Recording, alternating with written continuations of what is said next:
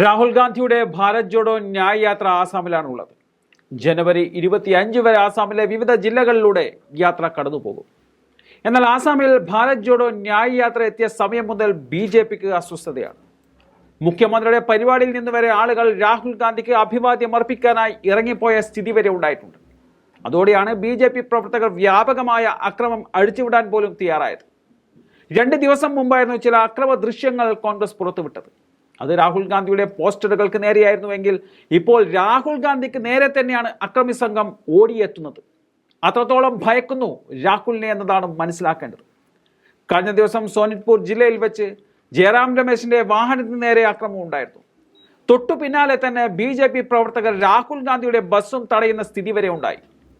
എന്നാൽ BJPയുടെ ഈ ഭീഷണികൾക്ക് മുമ്പിൽ ഭയന്ന് വാഹനത്തിനുള്ളിൽ തന്നെ ഇരിക്കാൻ രാഹുൽ തയ്യാറായില്ല.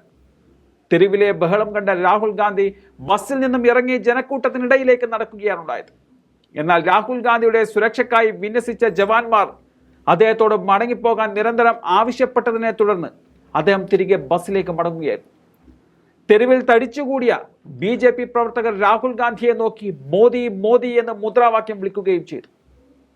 എന്നാൽ ഇതിൽ ദേഷ്യം പ്രകടിപ്പിക്കാതെ രാഹുൽ ഗാന്ധി BJP പ്രവർത്തകർക്ക് ഫ്ലൈയിങ് കിസ് നൽകുകയായിരുന്നു.